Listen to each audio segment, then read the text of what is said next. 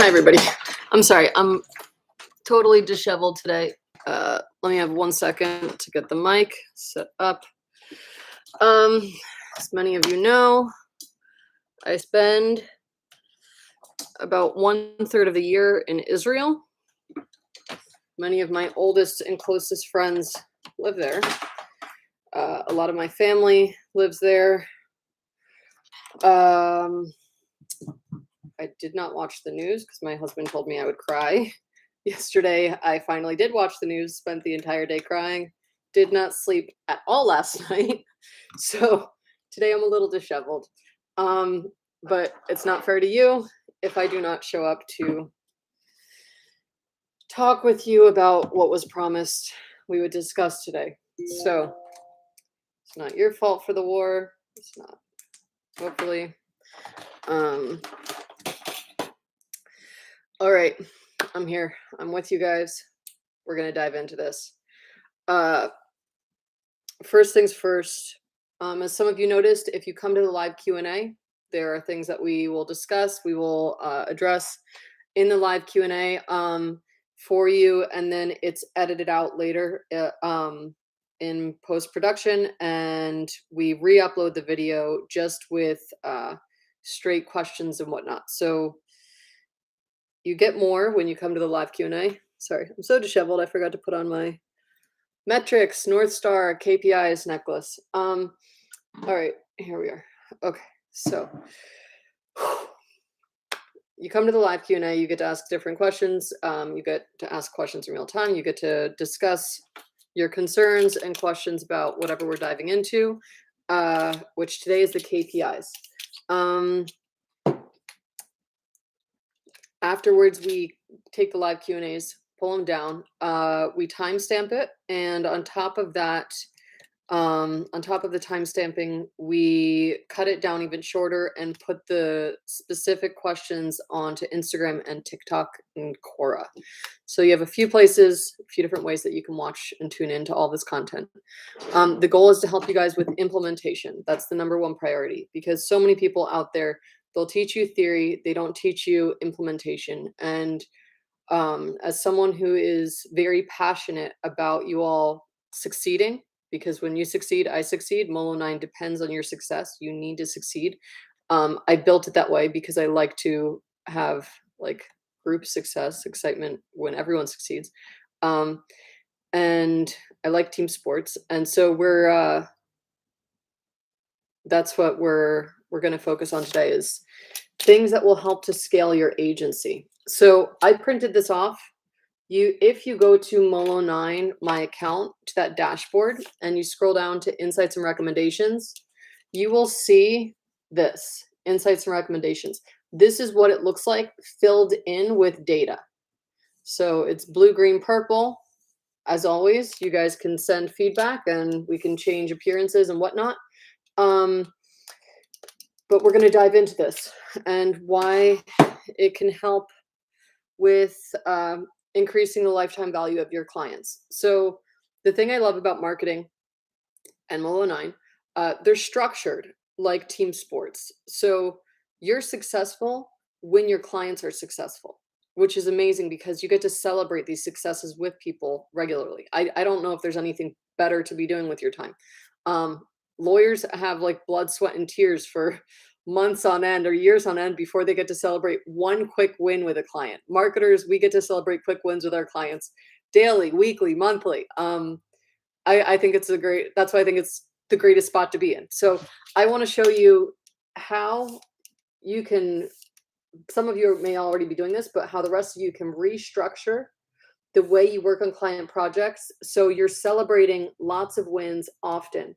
When you're celebrating lots of wins often with your clients, they want to stay with you, simply because no one else is doing that. And it's crazy because marketing is built that way, that it should just be baked in to the offer, to the packages, the projects.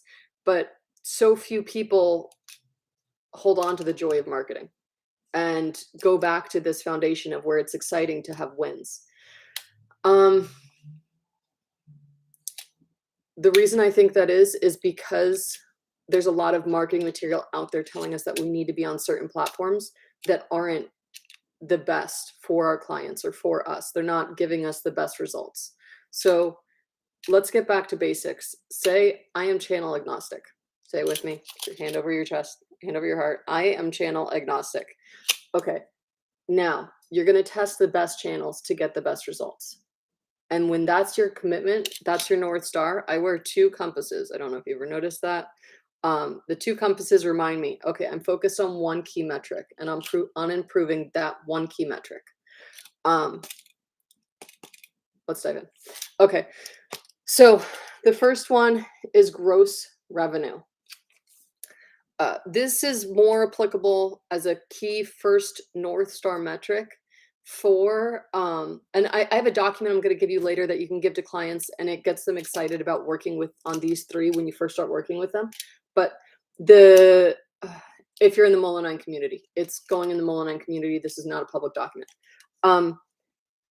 The gross revenue, if you're working with small businesses, cash is their lifeblood. They need it in order for their operating costs and whatnot. So if you focus on improving that first, you'll notice that by default, you're just channel agnostic because you're only looking at things that are driving sales instead of saying, oh, our clients want to see that we have a huge following on Instagram. Let's put a lot of time and energy into building up that huge following. That's not buying anything. You'll say, wow, okay, the people who are buying the most from us are on YouTube. That's where we're going to focus our energy and our efforts is on YouTube. Or the people who are buying the most from us are on Reddit. I bought a new system for making an ice bath using aquarium equipment. It's amazing. And the way I found out about this system is via Reddit. A guy went around just every time somebody asked about building an ice bath, he shared this one blog post where in depth he went through the step-by-step process to build an ice bath at home because they're like $3,000 to $7,000, very high maintenance machines, or you can follow his process and build your own for $600. Because it uses aquarium equipment, it's very low maintenance. It's expecting to have these hiccups that the people who had designed the earliest ice bath machines coming out right now didn't account for. People have been working with aquariums for decades, already know about all these variables. So it's interesting from like a chemistry angle. But side note, anyways. So now the first thing is gross revenue. You want to say, look, this is where your gross revenue is. This is where we want to get it. This is what we're going to do to get there. These are the 5 to 10 KPIs. I actually wouldn't go above 7. 5 to 7 KPIs that we will be tracking daily, weekly, monthly, however you want to have your reporting cycle go, in order to make sure that we are doing marketing things that get you to that client, that get your gross revenue increased. Next time, I think I'll share with you guys the MD9 matrix. It's a very quick process that I use in order to figure out which channels are going to be best for any client at the start of the project. It is advanced marketing. This is like intermediate marketing. That's hyper advanced marketing. It expects that you have a minimum of 5 years of marketing experience. People with 10 years of marketing experience will understand it easily. But yeah, so gross revenue. Next, you have revenue source. Sorry, let me read it this way. Revenue source snapshot. So this basically breaks down what percentage of your revenue is coming from retained customers and what percentage is coming from new customers. You ideally want the majority of your sales, a healthy company has a majority of their sales coming from retained customers. Why do you think that is? Feel free to drop your answer into the chat.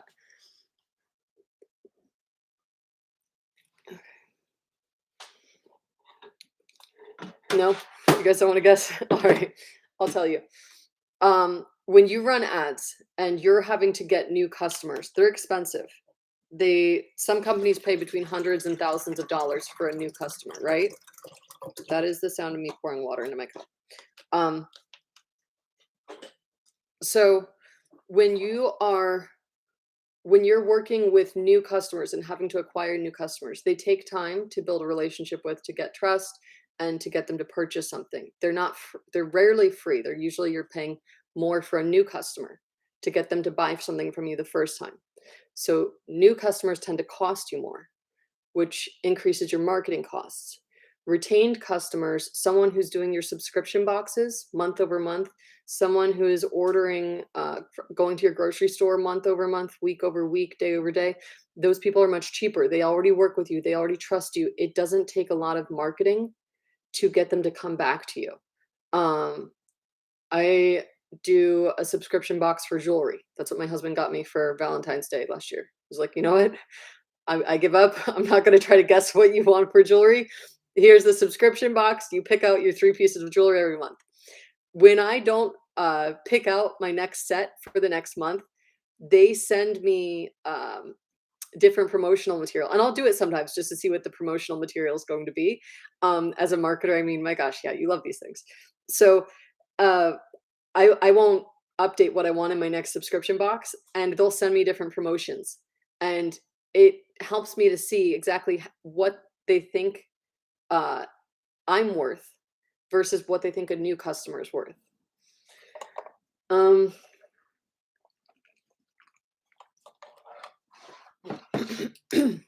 Retention strategies are my favorite. It's like, how do you get this group of people to have more fun with your company? That's how you should think of it. Not, oh my God, I have to retain these people. This is going to be such a nightmare. That actually blocks your brain from that type of thought process blocks your brain from being able to think creatively. And as marketers, we need the creative part of our brain working at full function. So you want to try to phrase it in a fun way. How can I have more fun with these customers? How can I make their experience like more joyful? So I will send out, somebody remind me in Telegram. I will send you guys, I have 5 different ways that restaurants and venues can increase their customer retention rates by offering different things that do not cost a lot to implement, but they add a lot to the bottom line. I just wrote that up, and I'll send it to you guys, just to the Molo9 community. Just remind me too, because I didn't put it on my checklist for after this. All right, next is the sales funnel health check. You could see that? Good. All right, so the sales funnel health check, with that, you're going to explain to your clients, listen, we want to have a steady mix of leads. What is this one? We want to have a steady mix of leads, returning customers, and new customers coming in. We want to have a steady mix of all 3, because when you have leads coming in, a percentage will convert. When you have new customers coming in, so they just bought their first thing, a percentage will buy again. So you want to have a steady mix of all 3. First, you focused on gross revenue. Maybe your KPIs for this project were increasing customer retention or increasing the flow into the sales pipeline. It might have been one of these 2 for a KPI, but this is your North Star metric. Your next project, this could be the North Star metric. Look, we grew gross revenue, but I think we could do better with this. You can explain, open up the Molo9 dashboard. I specifically built this way when one of you came for coffee crying about how hard this is. I specifically built this way so that you open up the dashboard, you say, listen, thousands of marketers are using this software throughout 59 countries across 27 industries.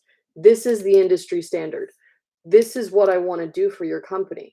I'm not trying to upsell you. I'm just trying to get you great results, because if you get great results, I have great results to say I helped you get. And when I get to brag about your great results, I get to work with more great companies. It's a win-win. So you have the gross revenue, you have increased retention rates. That's your second priority. Third priority, increase sales pipeline flow.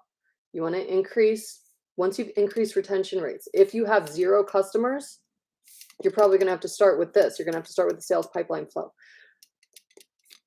If they don't have any funnels built up, you're going to do things that don't scale and then worry about building out their funnels. Usually it's strategic partnerships.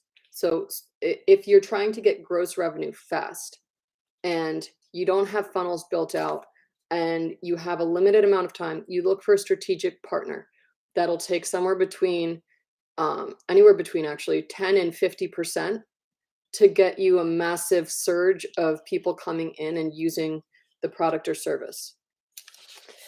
Okay, next. So next you have, oh, here it is. Customers retained, customers acquired, and leads captured. So with the customers retained, you want to show them, okay, this is our first priority. Resource revenue snapshot, we got it nice and healthy. We worked on the sales flow pipeline. This next row is a zoom in of the other two. So if you go to your Molo9 account, you'll see that these two rows are broken down here. All right, so you have customers retained. Again, first priority for this row. Then it's customers acquired, and then it's leads captured. So with the customers retained, again, retaining customers, the cheapest, easiest way to make money. Offering something new to people who already trust you and have already made a purchase with you.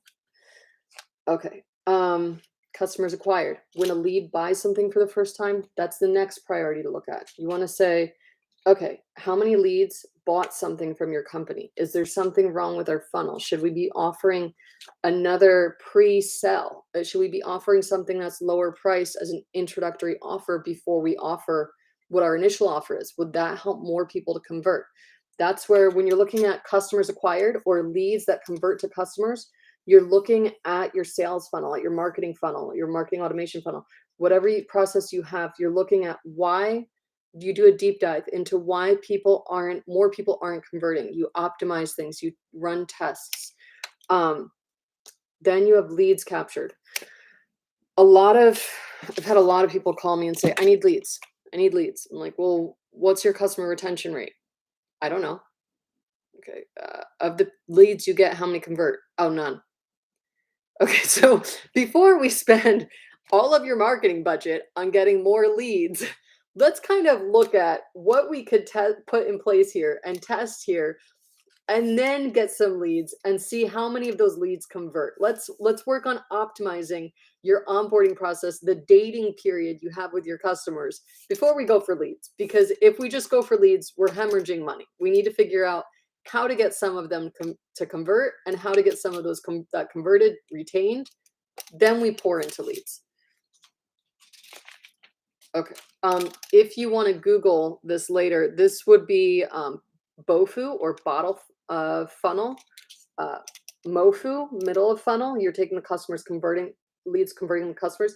And TOFU is top of funnel. Okay. Next. It is very hot with all the lights, and I forgot to set up the air conditioning.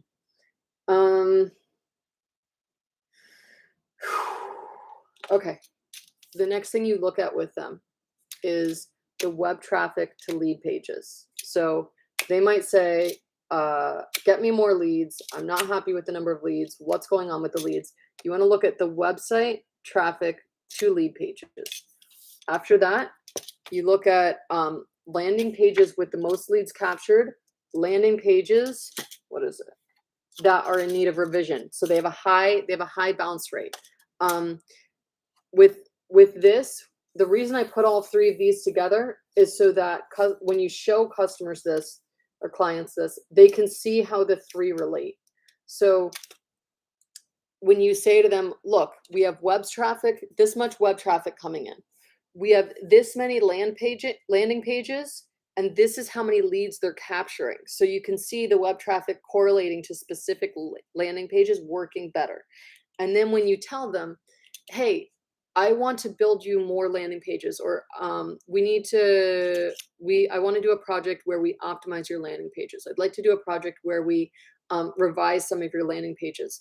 You can show them, look, these lead pages or these landing pages, they're capturing this many leads every time they get traffic. This percentage of traffic is converting. They're putting their email in. This page, or these pages that I want to revise or take offline, they're only capturing this many. So in the example, I have one of them capturing 300,000 and the low performing pages capturing 34. Your numbers might not be that extreme, but there will be a big enough gap that your clients will very easily see, oh, she's not, or she or he is not upselling us.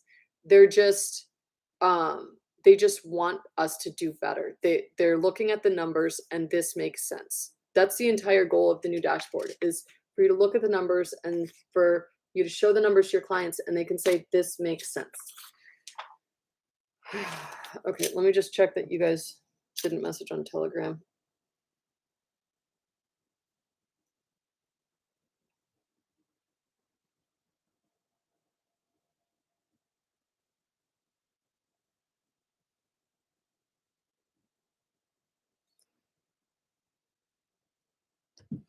Okay, so oops. Next. Oh, this one's my favorite. Okay, so your clients, you've gotten them to grow gross revenue, you've increased the flow, and they're going to ask, okay, what can you do next? What can you do next? These are the projects that this is where you kind of move from, oh, I've shown you how we use the numbers to decide what we're doing, and it's brought us on a really great path thus far. Now let me show you what we can do next to save you, to make you even more money. You have the website traffic snapshot, social media snapshot, monthly ad spend.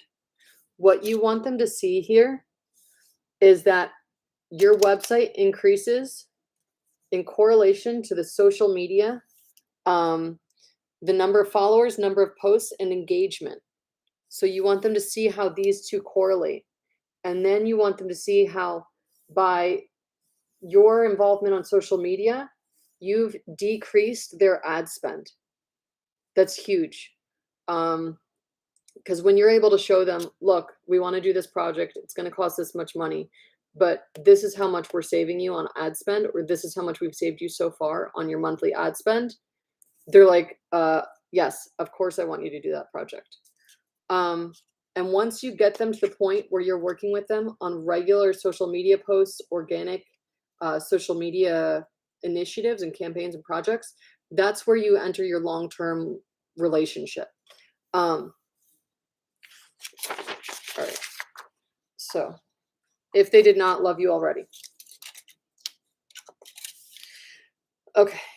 And then the last thing is SEO. So you have social media and you have organic, you have content that you're making for their own site.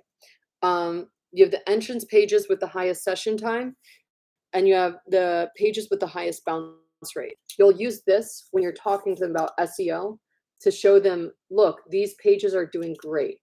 These pages are bringing people in from all sorts of places. People love what's on these pages. These pages are horrible. That's why we want to revise them. With each of these dashboards and each of these KPIs, when you show something to your client, you say, I would like to work on this project next because, then you show them the numbers. They realize that what you're doing is you're trying to help them get the best results. You're not just trying to upsell them. You're trying to guide them on the path towards success. Okay, so now that you know everything, do you guys have any questions about that? Otherwise, I'll open up the questions that you all have asked on Quora. And I'm going to sit down now.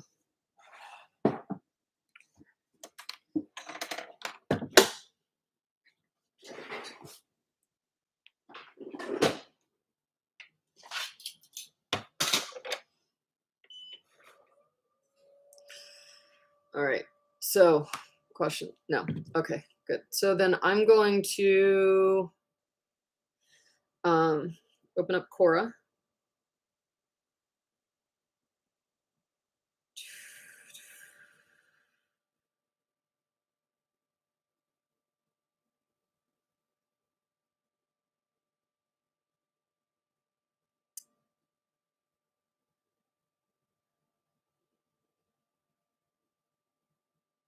Oh my God, 70 questions.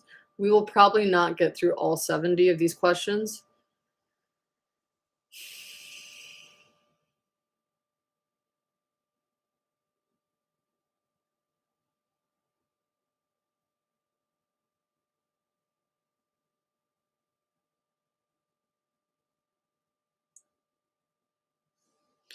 Um, okay, let's focus on the KPI questions, 'cause there's a lot of these.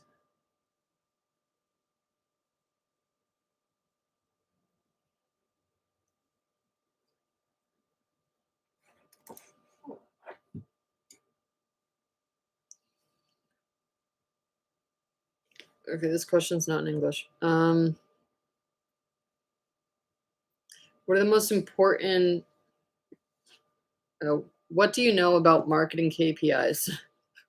Everything I just told you. No, I think the most important thing with marketing KPIs is making sure that you're focusing on the right KPIs in the right order at the right time. So, um, as some of you know, I'm working on a book, and one of the contributors shared a story in the book of how his company was epically failing because um, the executive that was in charge of the marketing department wanted every single number tracked on this dashboard. Every number that could be tracked was on this dashboard. Well, none of the people knew exactly what they should be looking at. And he said all of these KPIs are important, but none of them were the direct like led them in a direction that helped them to understand what they should be focusing on. He was let go. After he was let go, a new person came in, and the new person chose 7 KPIs. And looking at those 7 KPIs, um, they were able to then determine, uh, they were able, like the team was able to then understand what they were working for, why they were working in that direction, and they were able to go to work more cohesively to actually have a successful fiscal quarter with meeting all those KPIs.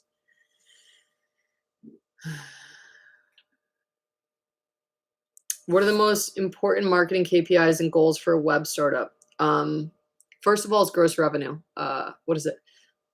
I just read this the other day. Only 4% of startups make more than $1 million, cross the $1 million threshold.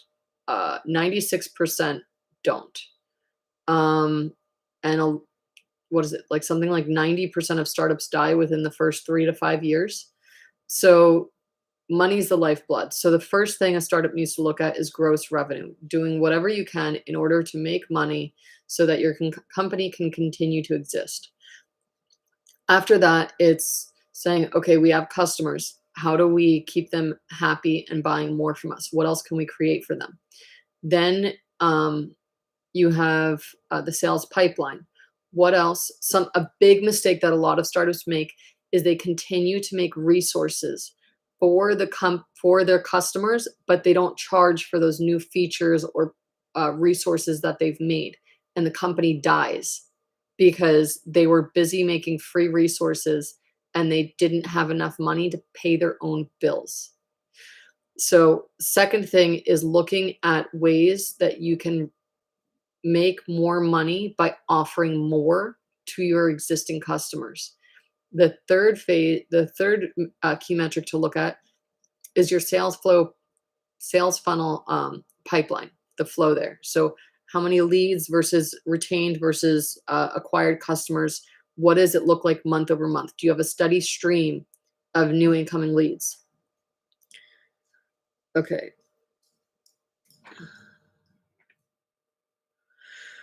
What are the most important marketing KPIs for an online newspaper? Um, Again, it's going to be gross revenue. So for an online marketing newspaper, you're going to look at what is our ad revenue? How are you making money? Are you making money with subscriptions or are you making money with ads?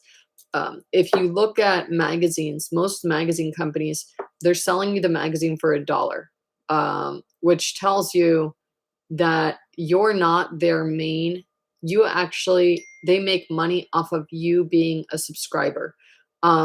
They don't make money from you buying the magazine.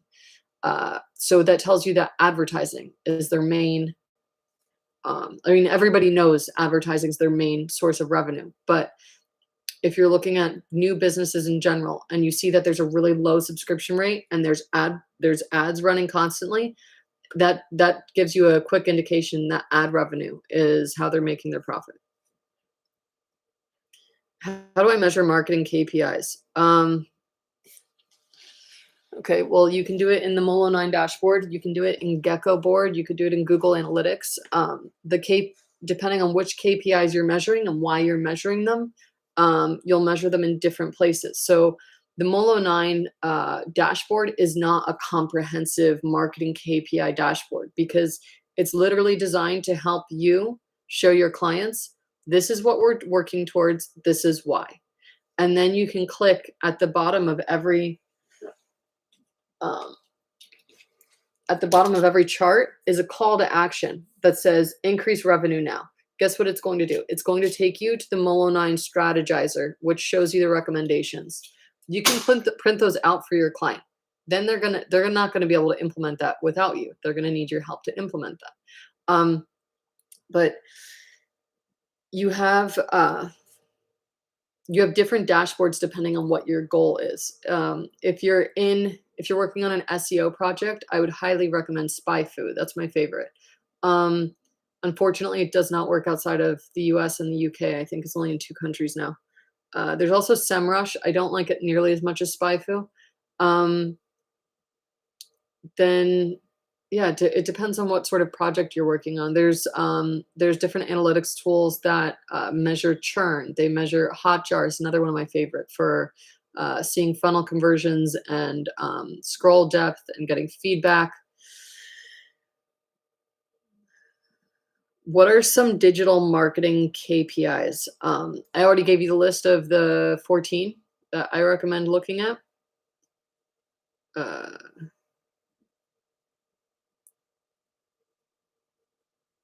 Again, I'll just list them off for you again. Okay, so the 14 digital marketing KPIs that you should look at are gross revenue, revenue source snapshot. So how many users or how much of your money is coming in from sales to new customers versus sales to existing customers. Sales funnel health check. How many leads are you getting per month versus new customers coming in per month versus retained customers coming in and buying things per month. Then you break that down, customers retained. How much money are existing customers, how much money are existing customers spending with you month over month? How many new customers are coming in and making their first purchase? How many leads are requesting a lead magnet?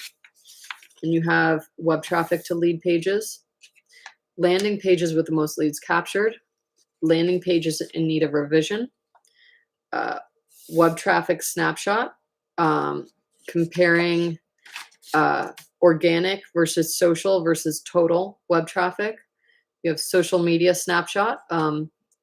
It's next to web traffic snapshot, so you can see how the number of followers, number of new posts, likes, and comments all correlate to the web traffic coming from social media. And then you have monthly ad spend, entrance pages that people come to directly with the highest session time. So what are people coming back to constantly that they value the most?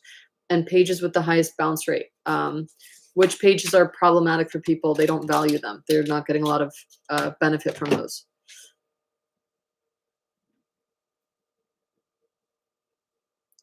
Which marketing KPI do large game companies use to analyze their game? Oh, the biggest one for them is session time and daily active users. So how often are people checking in? How much time are they spending on the game per day? And then it's how much money are they spending with you week over week or month over month?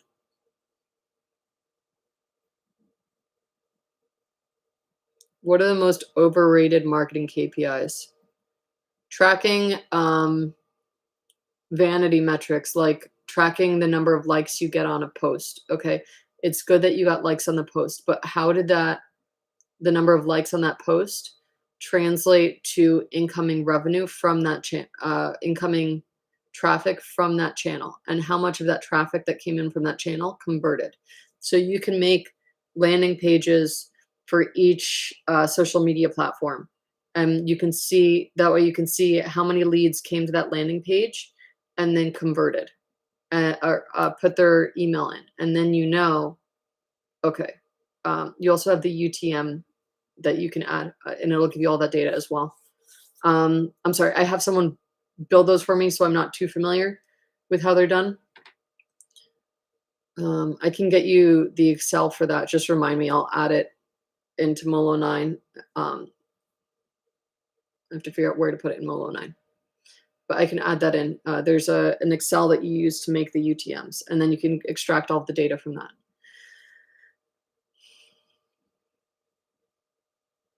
What do you use as a dashboard for all of your marketing KPIs and metrics? I do not use any one single dashboard for everything, because it depends on what we're working on and what we're looking at. Like, for example, the email marketing. The email marketing KPIs, I look at those in the email marketing software that I use. I didn't even include those in the Molo 9 dashboard, because with those, I mean, you have MailChimp, you have ConvertKit, what else? There's so many great ones out there. And they do such a great job at storytelling with their data that I didn't feel like we needed to add something on Molo 9. If you guys disagree, let me know. You can press the red feedback button anywhere on the site. Let me know what you think should be added to the Molo 9 dashboard, and we can put that on there.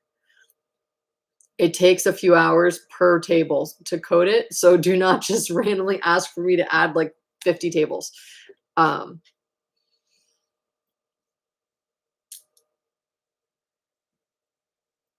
can I choose digital marketing KPIs? All right, so honestly, I looked at trying to build a table for this and coding it. It's easier just to say, go to Bard or go to ChatGPT and say, this is my North Star metric. What KPI should I track? And you can take whatever the North Star metric is from the Molo 9 dashboard and drop it into Bard or ChatGPT, and it will tell you which KPIs you should look at. I personally, when testing both the answers from both, I found that bard.google.com gave me better answers than ChatGPT.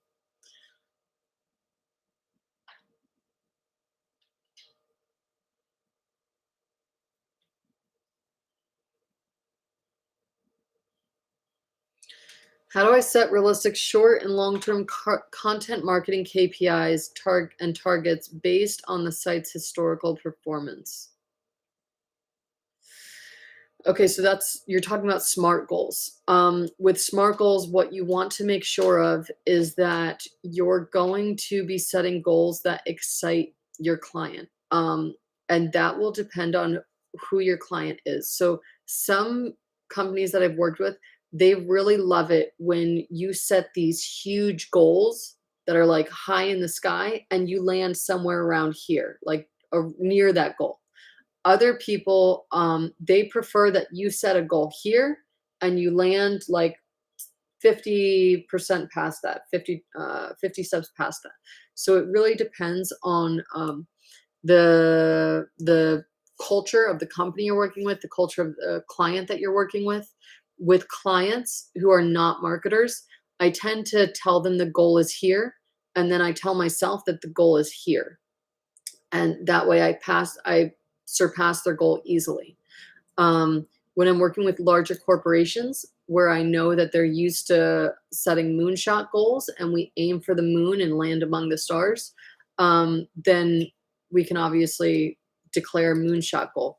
Okay, now along those lines with content, so now that you know how to decide what the numerical value of your goal should be, with some people you'll say, look, we're aiming to increase the ROI or the KPIs by 10%. With others, you say we're looking to increase these KPIs by 10x, or multiply them by 10x. So you have,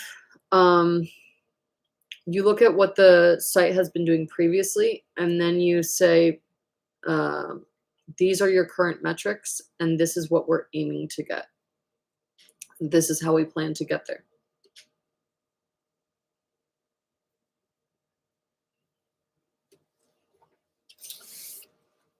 By what percentage should you increase your content marketing KPIs by in each quarter?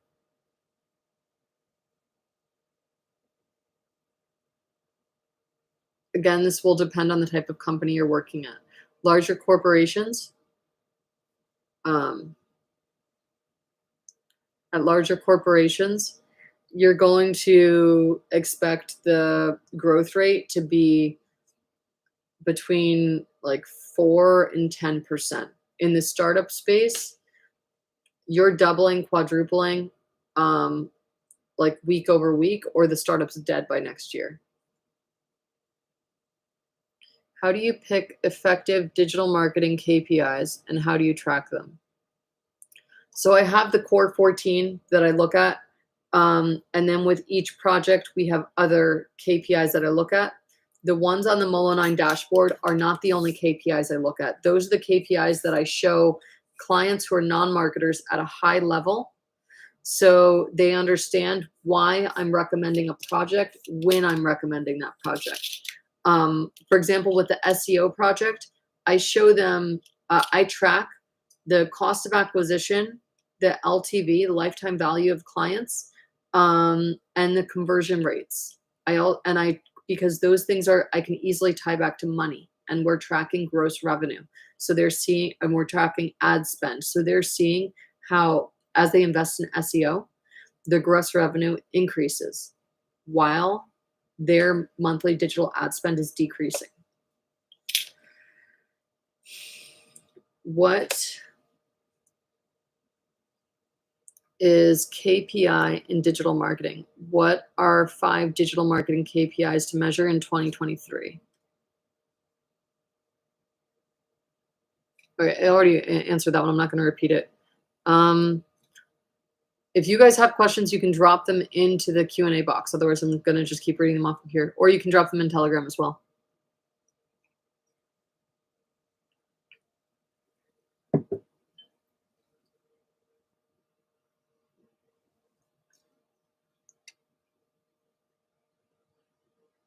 Which digital marketing KPIs are the most difficult to measure?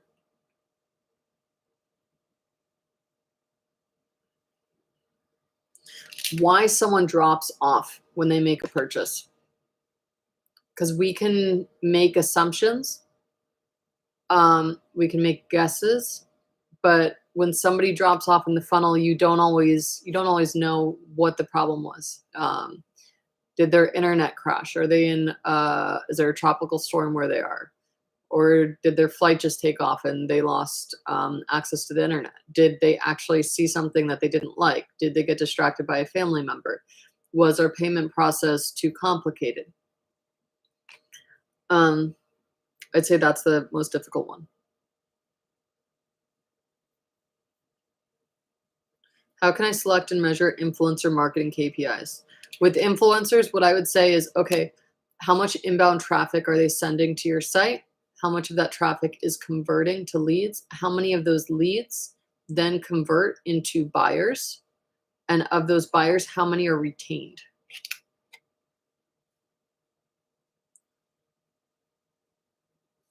Uh-oh.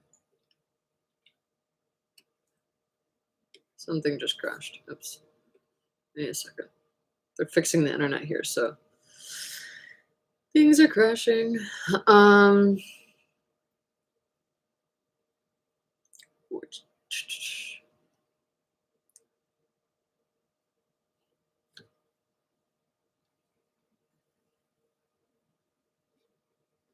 Okay, it's not restoring.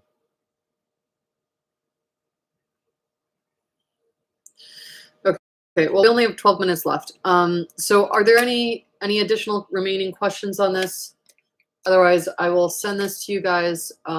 This video will be time-stamped. I'll send you the 5 ways that a restaurant can grow its revenue. The North Star metric booklet that you can give to your clients, to new clients. These are the 3 North Star metrics that any marketing agency you work with should track and improve when you first start working with them. It's a good lead magnet because it uses something called a phenomenon called social selling. Um, if you use it, please quote me in it. Please do not just rip the content. I don't want to have someone suing me later because they didn't realize that their marketing people took it from me and they're trying to claim it's their intellectual property when it's actually mine. Just, yeah, make sure that you quote me when you're using my documents for anything.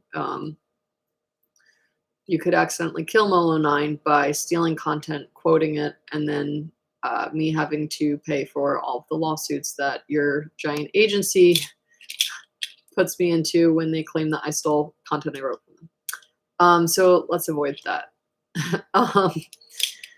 And then it's not fun for anybody. And I won't be able to help you if I don't have this company anymore. Okay, so I'm sending you the North Star metrics, sending you the restaurant thing. Next time, we're doing live Q&As every other week now because we found that these are more beneficial for you guys when you get documents like this to walk away with.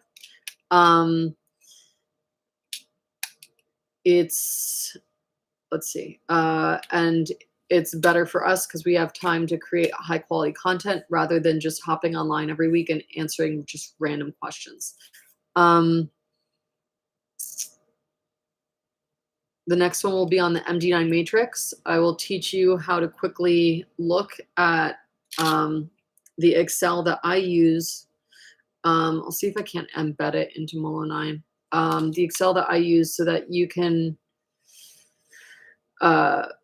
quickly figure out exactly which channels will be most beneficial for any company you're working with.